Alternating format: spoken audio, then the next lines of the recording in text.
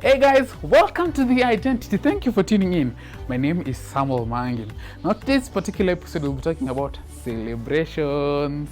I know that came a little bit silly, but the whole point of today's particular discussion is putting a perspective to how Christians view celebrations.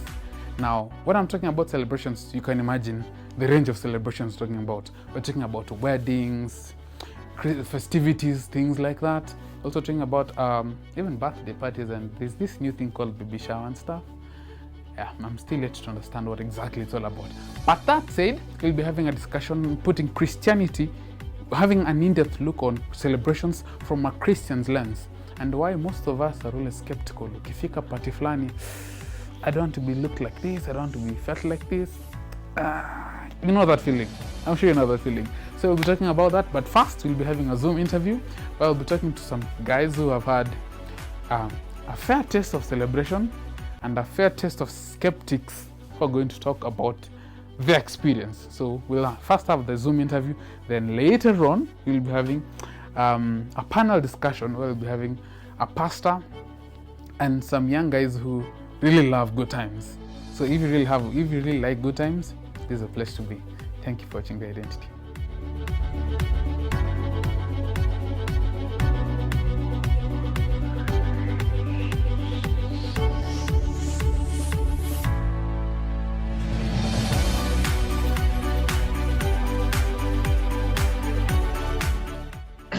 Heavenly Father, thank you for the gift of life. Thank you for the blessing of my brethren who are here to share the sentiments. May you govern our thoughts when I start this conversation.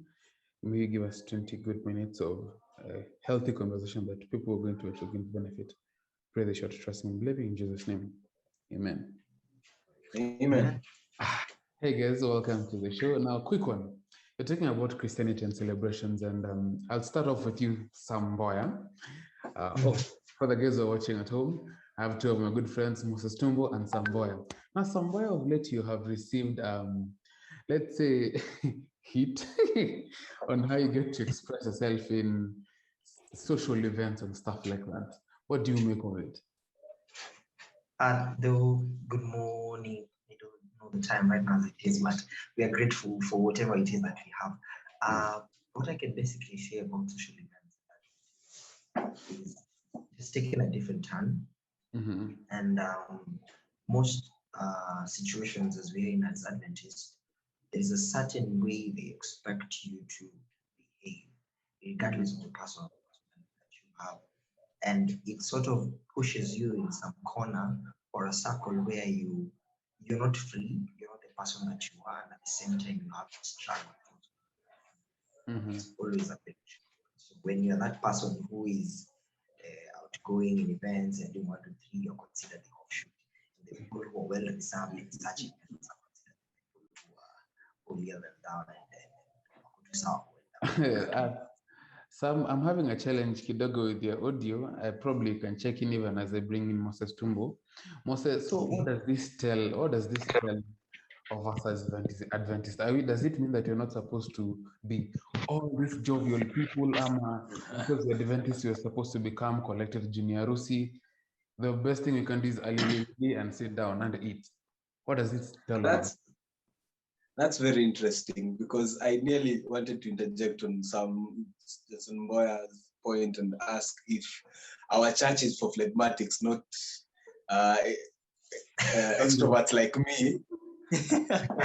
Maybe sanguines like me are not needed here. But I think about it this way. If you read the Bible, most of the time Jesus is having, this might be controversial, but he's in parties, Simon's house. He tells Zakayo, I am going to feast in your house. Every time he's around people, they're having fun, they are feasting. My question is, does that mean for us, that means we should be like Jesus, or we should just be reserved and keep quiet? So for me, I look at it as we are called to, if you have Jesus in your heart, hey man, you have to smile. So have fun. It's a wedding. Wedding at Cana was not a religious program. It was a cultural program. If you look at most of the is if in the Bible, in the times that it's a religious program, it's well written, it's articulated. These are things you're supposed to do exactly to the T. If it's to go to the synagogue, it's the instructions, the priests, the sacrifices, there are instructions to do that. And specifically, you should do that and have reverence. So in church, there should be decorum and organization. But in cultural programs, as my father always says, Yesu alikuwa Myahudi. Alifanya kama Wayahudi. Na mimi kama Mkisii, nitafanya kama Wakisii. So in a sense, somewhere, in a sense, it presents a picture like when you're in church, conduct yourself as if you're in church. But ukienda pale sherehe inatuangwa, unaweka Yesu kando, kuituanga, alafu utapika Yesu baadaye. Is that what you think? There is no reason of leaving Christ whenever we get to handle things like this. He's actually the center of everything, and more or less, kila kitu wangu ina revive ama ina revolve around him. So kama imefika the point where we decide to put him off in some cases, alafu tena tunamwinclude in some other cases, it brings a controversial aspect of us. The only point that probably I can bring in to brush is kwamba kuna ile hali ya doing everything at its right time. Ecclesiastes says there's a time for everything. There's a time to mourn, there's a time to be happy, there's a time to dance. There's a time, like every other thing is expected in its own time to happen at its own time. So when it's the time to dance, my friend, you do it as it pleases you. When it comes back to worship, you also turn back to worship. It's taking everything at its time and dealing with it in the manner that it is accorded.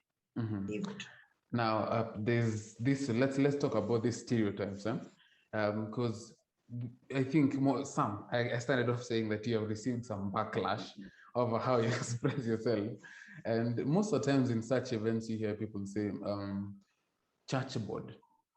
Well, urai kabisa.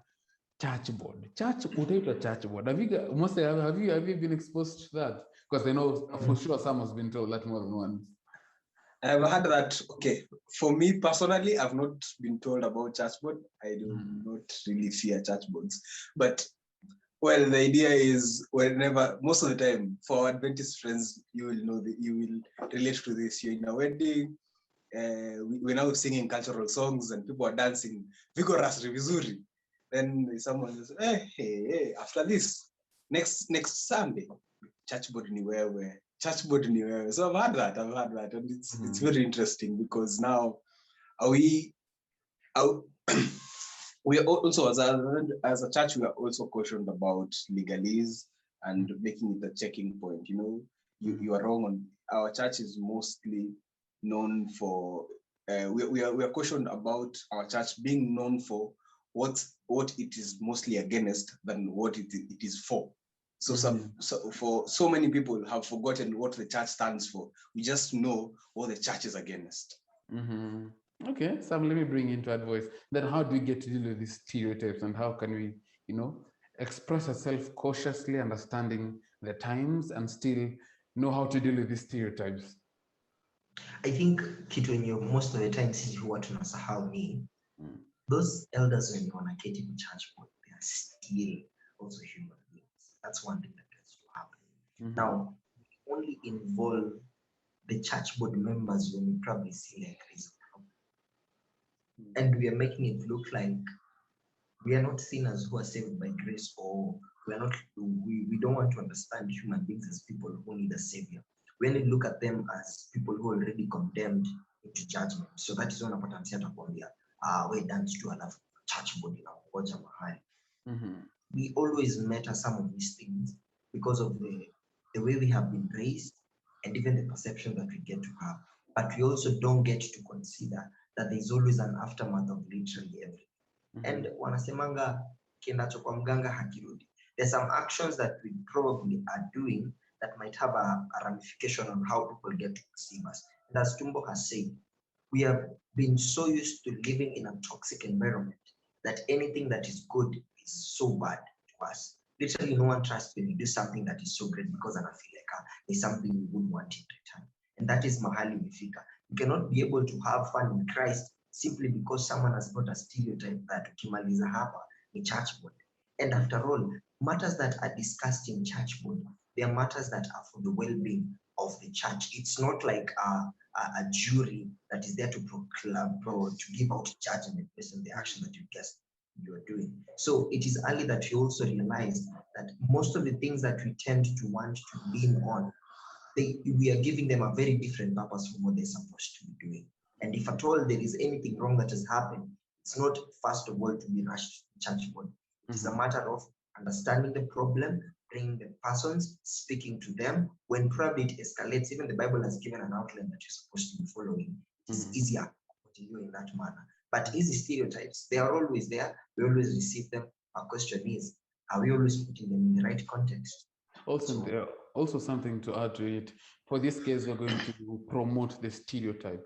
What are they doing about it? Are they just talking about it, or what active role are they taking to, to caution those who think that they might fall prey to this particular extent of expression? And I want to bring in Moses Shumba and ask you, in this sense, because we in a way have demonized almost all celebration. Would you agree? In a way, we have demonized all of the celebrations. It looks like you have something. Please jump in because you have something to say. So there's a study I'm doing at the moment, and I want to really understand is what is the space of entertainment in church. I want to understand. It's not a matter of a clash or anything of that sort, but it's something I would want us to understand, because I think that's where the biggest problem starts.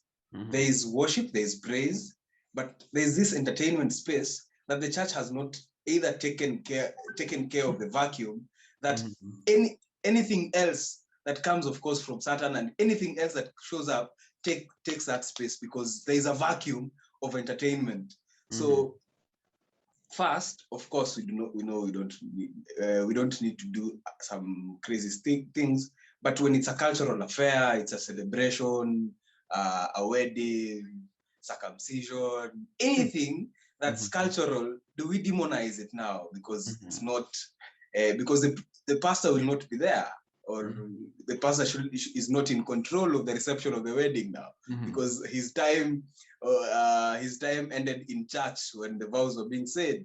So what happens in this side? Because that is what we have.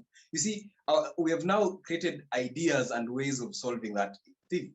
This is how most typical weddings in Kenya are done. You go to the church, the morning session, you do everything there, the vows, everything that's done in church is done there. When they sign the certificate, it's done. So after that, now we wear some of them even change their gowns and change their suits. Now they are wearing dancing clothes. We are going to the field to a good reception where we do all our so-called cultural ideas and dance there.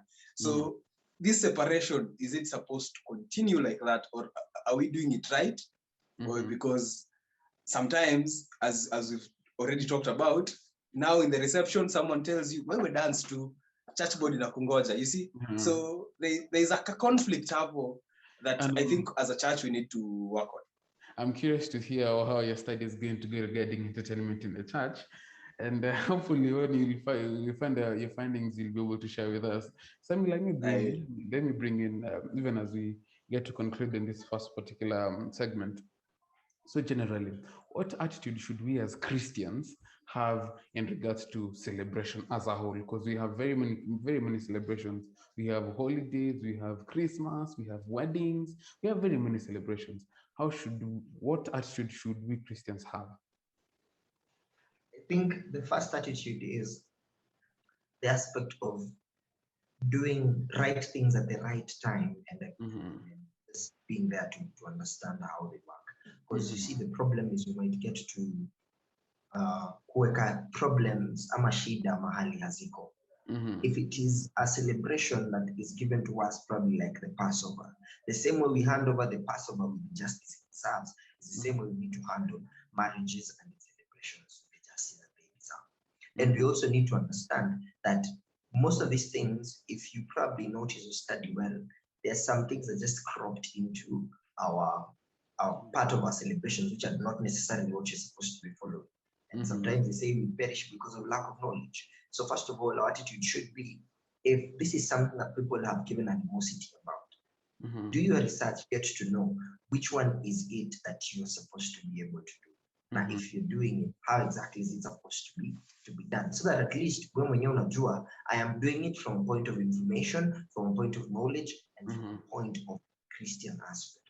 I've been able to see. Don't just move simply because the masses are doing it. Someone can be singing because they know where God has brought them about that music. But someone is probably singing because the rhythm is probably nice and it gets to move. So get to understand why. No, we all know we're supposed to be serving God. The question is how, when, and why are we supposed to be serving this God? So let that be our point of view. We are Adventists. We have knowledge in our hands. The best way we can approach this is through a point of knowledge, interest, and putting our Christianity first. Amazing, amazing. Moses, kindly giving a last thoughts even as we close the first bit. Okay, this is very interesting because as a Kenyan culture, for example, I'll speak from my context as a Kenyan, most of the time we go on holidays in December, Christmas holidays.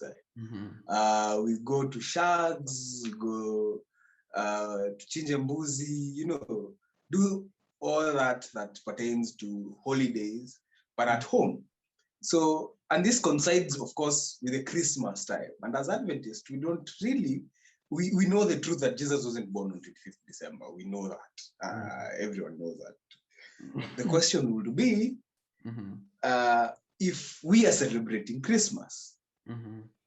Because, and these holidays, now that's where the problem comes in on the holidays, because we are in some way, shape or form,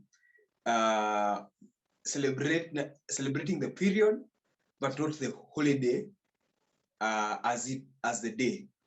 So with that, I think that is the same idea we should also continue with any other thing that we have as holidays. For example, Eid. Eid is not ours, it's for our Muslim friends. So when they're celebrating Eid, you cook food in your house too and have fun because you're at home, you're not at work. You have some free time on your hands. You notice Tumbo, they also do something whenever they have Eid. They prepare their own meals and they get to share with it, which means they understand the context of whatever it is they're doing. We understand that Christmas is not the day that Christ was born, based on our own context and the knowledge that we have. The question is, it is a remembrance of why Christ came to the earth. And if you're able to share in that joy, is it even not important if you visit a children's home or go and have fun together? So sometimes it's not about just the day and what people have around it, but it is the context in which you put it. You can make that day to be a light to another person. Exactly. Or you can just keep on criticizing na songa at the end of the day, you don't help, but you can get much more animosity to your religion. I think haina neno. I think that's the best way to move about. Just do something that is good. Just we always like to say, just do what Jesus will do. So what will Jesus do? Amazing. Thank you so much, guys. Now there's this meme that I had, and thank you for bringing in the whole aspect of Eid. Our Muslim brothers are giving Kenyans a holiday of Eid. What are we Adventists giving? Sisi tunawapea sabato kila Jumamosi. Kila Jumamosi. Alafu tutamaliza na makambi. We are giving more than anyone could give. We are praying that the government is going to verify such dates and make them holidays. Guys, thank you for your time. Right now, we'll be going to the set. So, guys, don't forget to tune in.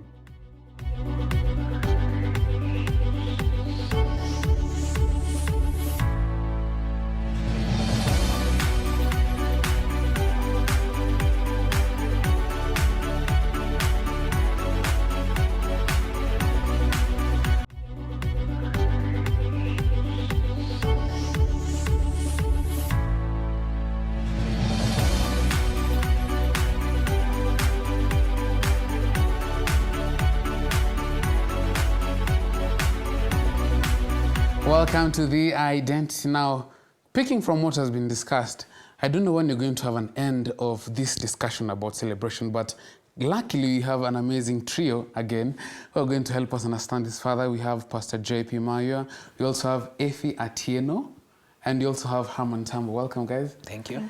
Now, Pastor, let me start off with you. Are there approved celebrations for Christians? Because if you think about it, there are some celebrations you're like, no, it's not Christian for me or not. Are there approved celebrations for Christians? Yes. Which ones, for example? Celebrate yourself. You can't do anything else. Just go out and have fun. Just be happy about yourself. Celebrate, jump, and scream, and feel good. It's a natural response. To say celebration is wrong is missing the point. Yeah. Now, in our society, you have in Kenya, I don't know about other places, but in Kenya you have very many celebrations, holidays. You know, you have how many? What kind of celebrations do you have? Graduations. or that's not what we are talking about. Yeah, you're in national celebrations. Okay, national celebrations. And there's always that hustle. For example, let me use an example. If let me come to you.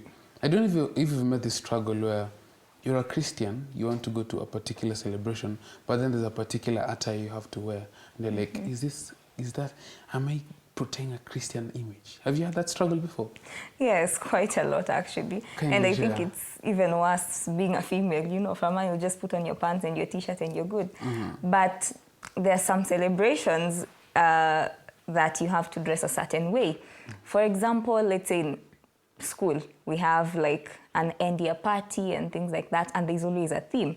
So you find that for the whole week, you're celebrating a different culture and you have to dress appropriately for that culture. And if there's a discussion that's so hard to have, it's about culture, because every culture dresses differently. And because you're embracing that culture and embracing each other within school, you have to dress how they dress. And some of them are just very skimpy, honestly.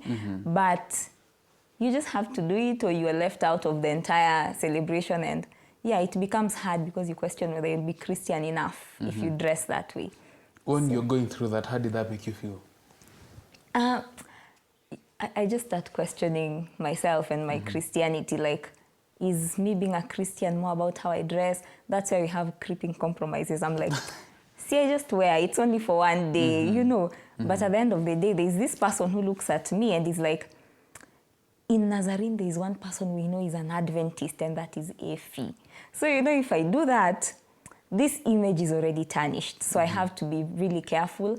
But that's one good thing about it. It made me learn how to be really careful about how I portray myself, because people not only listen to what I say, but they look at how I behave and what I wear. And yeah, that preaches more than me actually preaching to them. Herman, have you had that struggle before?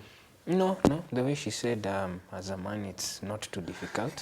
My struggle has sometimes been, I'm perhaps not very versatile. I don't know how every culture dresses. So when we have events like that, I have the challenge. But again, I guess maybe the difficulty would also arise when, for instance, there is a theme and there is something like maybe cross-dressing, which as a Christian perhaps may conflict with my principles.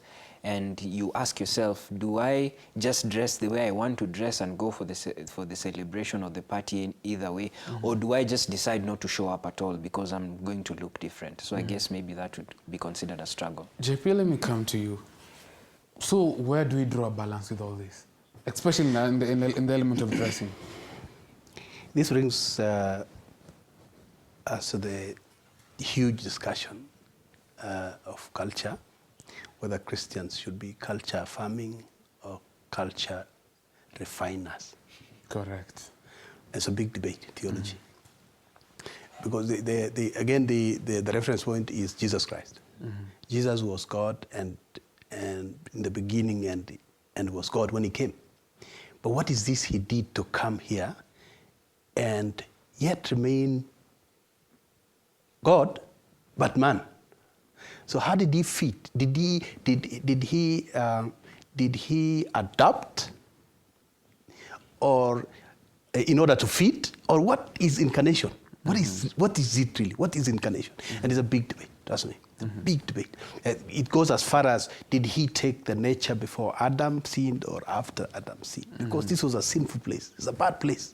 How can God be here and still remain clean? Actually, It's a big deal. It's a big deal. Are you trying to say you're going to be in this limbo for quite some time? It will be. It will be. So rather than jump into the deep end, it's called split hairs. Let's not go there. The best thing is to know that Christians are salt, and salt never screams when it is in the food. So attention-seeking or things that will make you stand out should be a thing you want to avoid. Yeah, a Christian is an influence that is gentle, not subtle, gentle, but so invisible. Yes. Ellen White talks about, do not be the first to adapt these fashions, and don't be the last, because you can go to these extremes. Yeah, just be somewhere. To be in the front means you fit. Yeah, you fit in the fads. When people are sagging, you sag, and they say, this is the only way you can preach while you are sagging. That kind of thing, yeah, and so forth and so forth. What I would say is, the other thing is the stereotypes. We have made others think that because they celebrate, in fact, put it blunt, celebration worship. Leave alone celebration, these other things, the normal things in life. Celebration worship is a big deal, even in the Adventist church. So much so that we actually have two branches of Adventism. Yeah, we have the liberals and the conservatives. And then we even have the black and white worship. You go to a church and somebody shouts amen, some people turn. Yeah, as if you committed a crime. So it's a thing that is hard to deal with. We will have to contend with it, struggle with it. But I just told you, the principle should be Jesus came. Jesus came. And when he did, he was able to live among men without sin. And in fact, at some point, people didn't even know. They asked him, are you the Christ? Are you the Messiah? That tells you how well he did it. It was very invisible. Yeah, very invisible. At some point, he would heal people and say, don't tell anyone. The question is, how would a lame person who's been known to be limping around or crawling on his knees, going into the village and not tell anyone what really happened? You are now walking, what happened? And you don't tell the story? You see, and the idea was, don't publicize. Don't have posters all over. Yeah, so the idea of Christian influence should be very gentle and so invisible. When you put it like that, it pretty much answers very many questions in my head. I don't know if it's answering questions in your head, but it pretty much makes sense as to why we should not be too fast or too behind. We should understand the functionality of, dressing and all these things, but equally let's be very temperate, so to speak. But then there's this particular issue, which I don't know if it's just me, but I've had it quite often. When you go to a wedding, and you're already done. The reception. JP has already finished, husband and wife. Going out to reception, where we're going to practice, where we, then at you celebrate. Celebrate. Then you'll see another looking at you. Ovocano and stuff. Another looking at you. Next week you're on church board. Have you heard that? Yes, I've actually heard that a lot. It happened on this hill. The Advent hill here. There was a wedding that was, and we danced. We danced around. We went all over the place. And I think from that time, no weddings were allowed because there's a guy who knows how to do the thing. I don't want to mention his name, but he's good at the reception thing. He has a nice mix. He's a DJ for real, and he mixes, and people dance. I sit. I don't dance myself. I sit to enjoy it. I enjoy the expression of joy. Yeah, like I said again, what is going on? If you feel like you should not be celebrating, then you should not go to a reception. You should not be there. Just stay away. Finish the wedding and go home. But if you want to enjoy this too, go out there and have fun. And it's not throughout. It's what I don't like is the fact that we've secularized it. Yeah, this is a Christian function. It should not be secular. And secularizing means you want to bring all sorts of funny music. Yeah, because we also have another debate as to how much should we, what should we do and not in music. There is a need for music reform in this time and age. But the question of going to a function, honestly, a reception, and you don't want to see people dancing, let them dance. If you're comfortable, dance. Now, I know this brings the question of postmodernism. Yes. Where relativism, it depends. It depends on where you are, it depends on who you are, and so on. They are still absolutes. We still have the fear of God in our lives. We still have the commandments of God. We have not reached this point that you can do what you want. No. So for those people who are oppressing us because of no, dancing, they are misplaced. They should be advised to go home. Don't go to a reception. And if you must go but are not comfortable, ask for a tent, an exclusive tent. Yeah? And I remember in my youthful age in university, we used to have a Christmas banquet. And guys would be given a chance to invite their girlfriends. And the next year, girls will invite their boyfriends. You know, it was real fun. But those who never made it were given a corner. So go there and sit there and console yourself, because that is honestly a place you should be mourning. If you can't celebrate, then you should be mourning. Why can't you celebrate? Now, there's something you've also brought in, and I'd like to bring you Effie, just to borrow from experience. You're a vegetarian or a vegan? Vegetarian. I'm not a vegan. Vegetarian. Yes. I've heard of, not experienced, heard of guys who are vegetarians or vegans, and because they are getting married, the reception diet will have to be purely vegetarian. Have you seen that or heard that? I have been to such a wedding. How was it? Let me not put it in specific terms. Getting emotional. Yes, but okay. I believe in having liberties. You know, just because I subscribe to a certain idea, I do not expect you or everyone else to subscribe to the same. So if it is my wedding and I am purely vegan, of course, not everyone who comes to my wedding will be vegan. That is one thing I have to understand. I'm telling you, I went to the wedding. The wedding was really nice. It was lovely. And then we went to the reception and you see so many bowls and I get excited. You open this one, it has saga. This one has cabbage. This one has skuma. I'm like, okay, what's going on? This one has beans, dengu, red beans. All types of beans are there. Yes. I have never seen so many beans in my life like that. I have never. So, you know, I look at the food. I'm like, what's the difference between here and eating when I'm at mission? Because, you know, like, there's really no difference. So I feel we should not go to the extreme with our ideas.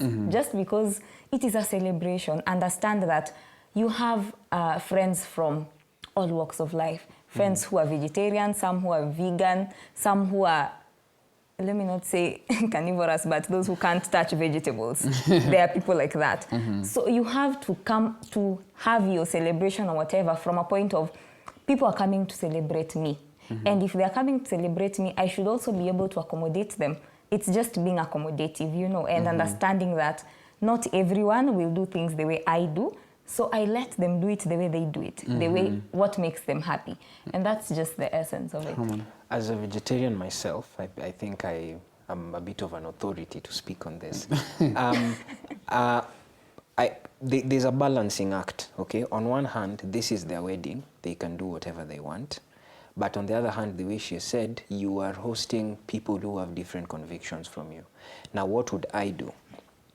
I would not do that, you know. I would not subject people and impose my own convictions on them. So that's one way of looking at it. But the other way of looking at it, a friend of mine was telling me that it could also be an opportunity to show people that it is possible to actually have a wedding and not have any meat served. Now, I'm not going to take a side on that issue. I think it comes down to the way she said liberty, what a person is going to decide. But one thing that I know is that meat as and of itself is not evil. Okay, I'm not vegetarian because meat was doing anything to me, my face was swelling. I just made that decision. But it's not a moral decision.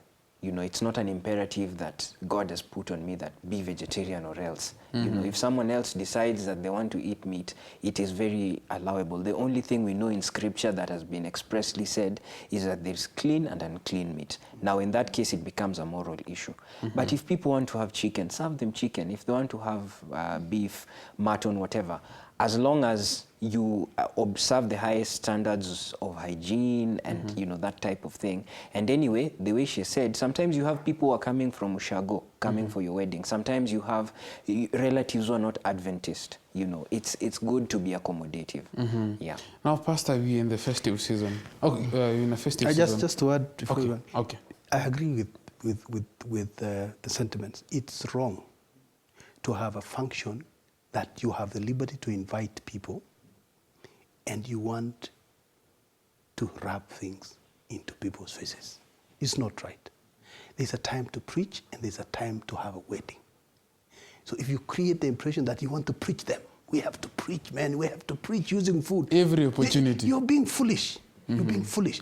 You see, people make choices. Ellen White had to serve meat. When she stopped, she served family meat until they were able to make the decision. So if you are sure that everybody coming is a vegetarian, then serve vegetarian. Because you invited. You said only vegetarians are welcome. That would be fair. That would be very fair. But just a wedding invitation and you want to rub it in, it doesn't work like that. In fact, that is what has made the gospel hard. Imagine Jesus again. He came here. God. Do you know what he served people after he resurrected? What did he serve them for breakfast? Fish, my friend. He served fish after resurrection. So after glorification, you serve fish? This is why I'm saying we are playing too much theology. And it's not safe because the gospel is, we must win people to God. Yeah, it's not about we must tell them. They must eat beans to know it's good. In fact, science itself. I mean, what we call essential amino acids. You can't feed people beans for a whole year and you think they are healthy.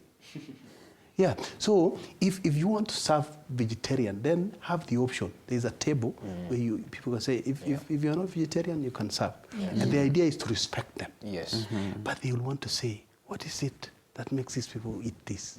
You'll be surprised some people want to eat what you're eating and leave what they eat always.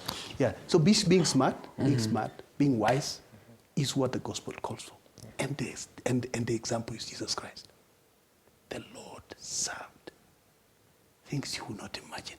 A glorified person, now we unjifika nusu. You will not reach anywhere, and you want to rub it into people's faces. Yeah, let's be wise. Food is a very personal thing. Invite people with specifications. Yeah, and that is a social function. It's not a church function. It's a social function. You're inviting guests. It's like coming to your house. Serve tables. You can have a buffet, and people serve. Well, they're comfortable. Yeah, now, being that in the festive season, I think we can never talk enough about Christmas. And people, there's always that discussion: should I not? Why are we still in this dilemma? It's because we don't want to listen. Okay. The Seventh-day Adventist Church is the foundation stone was laid by a woman. We should stop criticizing women and being taught when a woman laid the foundation of our church. The other thing is, the Ellen White, the voice is called the voice, the prophetic voice to the remnant. Talks about Christmas. She does. People don't want to listen. And why does she? What does she? She says, it's an Adventist home. She says, we are creating a problem in the children's mind by saying Christmas is fake. Why? Because we want children to grow up and believe in Jesus Christ, eventually. But here you are, rubbing it into Christmas is wrong. So in their minds they say, so Jesus was not born. So how will you then tell them later, believe in an older Jesus when there is no baby Jesus? You understand? So and it's for the sake of the children. For the sake of the children. It's true, Christmas is a pagan thing. It's a pagan thing. Jesus was not born in December, in winter. He was born when people were out grazing at night. People don't graze in winter at night. It must have been spring or summer. Yeah. But why did God remove? In fact, there was something historical that would have been easy to trace it. People are being counted, the census. They could easily go to the records and find out when were people counted, and they could have known. But you know, that record disappeared. God hid the time Jesus was born for a good reason. But then now, this, and I don't know whether we call it compromise, but it is called accommodation. Like somebody said, we have to learn to accommodate. For the sake of children, Christmas is a very important season. Very important. In fact, she says, have Christmas trees in church. Now, conservatives will hit the roof. Yeah, I can imagine right now. I can imagine But it's right because now. they claim to believe, and they here means those who think that they know everything. We don't. Trust me, even SDA, we don't know everything. Fundamental beliefs are not going to end at 28 when Jesus comes. We will have another one. We'll probably be 40 or 50 when Jesus comes. It means we don't know everything. And it's true that God is in the business of revealing himself. Christmas, the information and the revelation we have is good for children. You may choose not to go slaughtering and doing stuff. Like, because others say that is the ceremony of Tammuz. They were making chapos particularly. Yes, we don't want chapati during Christmas. You can choose to eat ugali. But for the sake of the children, have something that will direct their minds to baby Jesus. Yeah, he was born in a manger. That's the story we have. That's the revelation we have. He was born in a manger. As to when it was, we don't have the date. It's like this. You can't tell people stop going to church on Sunday and don't give them the alternative. Yeah, the alternative is Saturday, and prove it from the Bible. Now you're saying Christmas is wrong, then prove it.